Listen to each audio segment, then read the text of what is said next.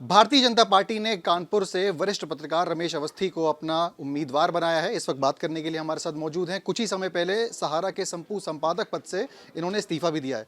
रमेश जी, ये बताइए कि पार्टी का जो टिकट आपको मिला है, वरिष्ठ पत्रकार होने से ये पार्टी का जो टिकट आपको मिला है, इसका सफ़र कैसा रहा और कैसे बीजेपी में एंट्री हुई?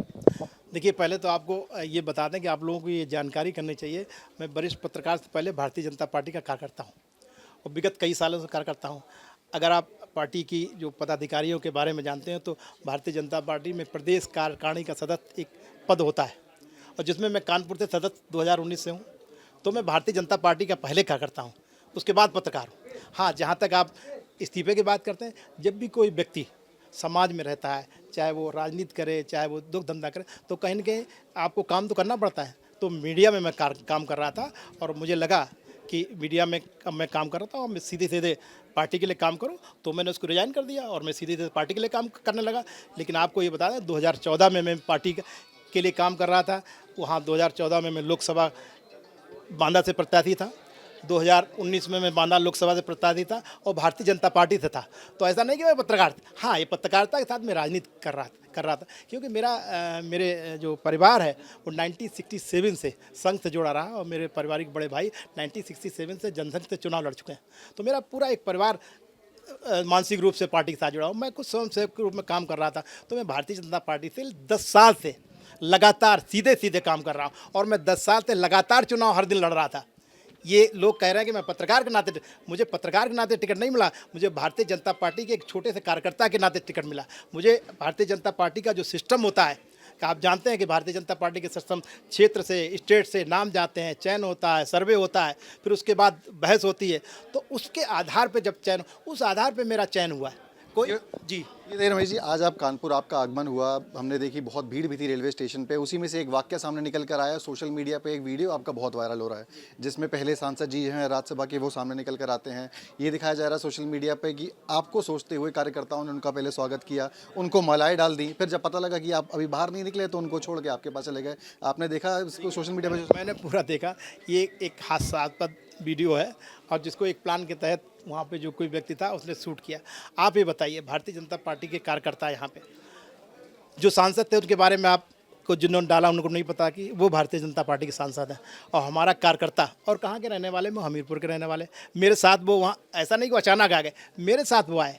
पार्टी ने उन्हें भेजा कि आप मेरे साथ वहाँ दिल्ली से आएंगे और भारतीय जनता पार्टी का हर कार्यकर्ता उन सांसद को जानता है कि ये सांसद इनका इनाम है। भारतीय जनता पार्टी में वो 5 साल कानपुर के प्रभारी रहे हैं। तो क्या ये संभव है कि भारतीय जनता पार्टी का ऐसा व्यक्ति, भारतीय जनता जो 5 साल कानपुर नगर में प्रभारी रहे और उसको कार्यकर्ता ना जाने और ये मान ले कि ये साहब रमेश अवस्थी है?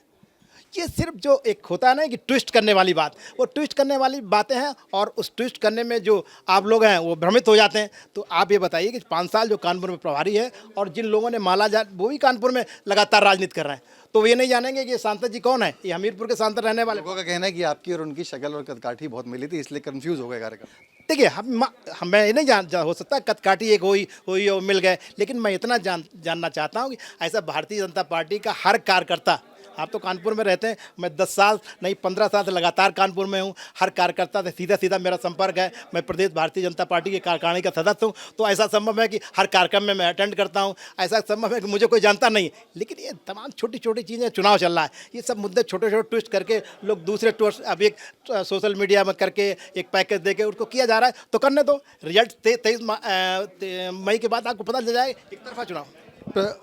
आरोपों और प्रत्यारोपों का भी जो दौर है वो चल पड़ा है। हमने देखा कि जो अपोजिशन है, जॉइंट कैंडिडेट यहाँ से उतार रहा है कांग्रेस का। पहली चीज़ तो वो, और दूसरी चीज़ जो यहाँ के वर्तमान सांसद हैं उनका भी एक व्यक्तित्व मीडिया में सामने आया कि वो पार्टी के टिकट वितरण के जो प्रोसेस है उससे कहीं ना कहीं नाखुश है। आप इस बयान को कैसे देखते हैं और आपकी क्या बातचीत हुई उनसे? देखिए, ऐसा है कि वो बिल्कुल नाखुश नहीं है, क्योंकि टिकट वितरण के बाद या टिकट वितरण से पहले उन्होंने स्वयं अपनी इच्छा जाहिर की थी कि मैं चुनाव नहीं लड़ना चाहता।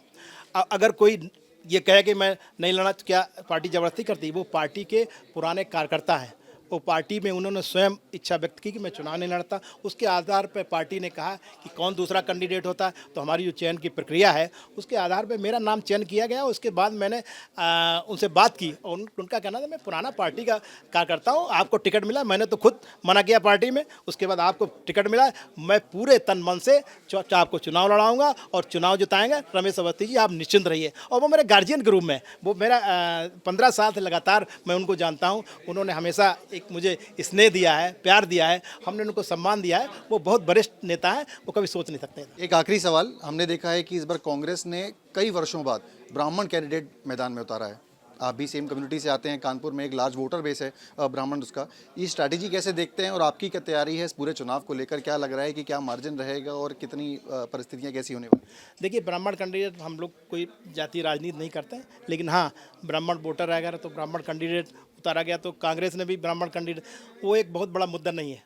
पार्टी अपनी नीतियों के आधार पर चुनाव लड़ रही है, वो चाहे ब्राह्मण लड़ता है या कोई लड़ता, उसका भी यही जो आप देख रहे हैं उसका भी स्वागत इसी तरीके से होता है। पार्टी ने अपनी जो कैटेगरी, उनका जो चयन की प्रक्रिया होती, उसमें ब्राह्मण आ रहा, ठाकुर आ रहा, वो चीज़ नहीं है। वह कौन अच्छा आदमी आ रहा है, किसकी भारतीय जनता पार्टी का संगठन का आदमी है, कौन किसकी लोकप्रियता है, कौन चुनाव अच्छी तरीके से जीत सकता है, वो एक पूरी स्टेट कमेटी से लेकर राष्ट्रीय स्तर की कमेटी तय करती। उसमें यह है कि ब्राह्मण कैंडिडेट का चयन हुआ तो मेरा नाम आ गया, और साथ में जीत हार की आप बात कर रहे हैं, ये गठबंधन है, पिछली बार भी बनाया गया था, पिछली बार भी आप थे, तो पिछली बार भी गठबंधन का हासिल आपने देख लिया कि कितनी वोटों से वो हारे। और इस बार तो उस गठबंधन के चलते इस बार जो गठबंधन किया गया जनता जान चुकी है कि ये ठगबंधन है, ये हमें फिर ठगने के लिए आ रहे हैं। मैं नाम नहीं बताना चाहता हूँ कि तमाम लोगों के फ़ोन मेरे पास होली पे आए, उन्होंने क्या क्या प्रतिक्रियाएं व्यक्त की हैं और भविष्य में कितनी बड़ी संख्या में लोग भारतीय जनता पार्टी ज्वाइन करने वाले हैं, ये आगे आने वाले दिन बताएगा। और आप एक देख भी चुके हैं कि पार्टी का एक बड़ा नेता, बड़ा स्तंभ कांग्रेस का भारतीय जनता पार्टी ज्वाइन कर। तो आप कुछ खबर की बात बता रहे हैं कि कई आपके कांग्रेस और सभा में लोग आपके टच में हैं, कितने लोग हैं टच में और कौन से? ये सब गोपनीय चीज़ें होती हैं, और हमारे जो क्षेत्रीय अध्यक्ष जी हैं, ये इनकी प्लानिंग होती है, अध्यक्ष जी हैं, ये प्लानिंग होती है। हर चीज़ को तो हम पत्रकार साथी होते नहीं, लेकिन आपको ये पता है कि पहले भी आपको नहीं पता था ना कि अजय कपूर जी पार्टी में आ रहे हैं, और एक बड़ा एक कांग्रेस का एक जिसको हम लोग बोलते हैं बड़ा स्तंभ कांग्रेस में आ गया। इस तरीके से कई लोग कांग्रेस में आ रहे हैं, उस कांग्रेस से भारतीय जनता पार्टी में आ रहे हैं या अन्य दलों से समाजवादी पार्टी से आ रहे हैं। वो पार्टी की नीतियों को देख रहे हैं, वो देख रहे हैं मोदी जी को देख रहे हैं, वो देख रहे हैं कि एक ऐसा शख्स काफ़ी सालों बाद देश का प्रधानमंत्री बना जो सिर्फ राष्ट्र के लिए सोचता है, आम जनता के लिए सोचता है। हम उसके साथ खड़े हों तभी हमारी भलाई, नहीं तो आपने हश्र देखा किस तरीके से बिहार में, किस तरीके से महाराष्ट्र में देख रहे हैं, किस तरीके से उत्तर प्रदेश में होने वाला है, उसको भी आप देखेंगे। और उसके बाद चुनाव पिछली बार भी गठबंधन बना था तो क्या असर हुआ, इस बार तो बुरा और उससे होने वाला है, और हम 5 लाख से अधिक जीतों के अंतर से चुनाव जीतने जा रहे हैं। बहुत बहुत धन्यवाद हमसे बात करने के लिए। ये थे रमेश अवस्थी, जिनका कहना है कि ये गठबंधन नहीं ठगबंधन है, और कहा कि बड़ी तादाद में कांग्रेस और बाकी अपोजिशन के नेता आने वाले समय में उत्तर प्रदेश बीजेपी में शामिल होने जा रहे हैं। वीडियो जर्नलिस्ट अमित के साथ सिमर चावला, कानपुर आज तक।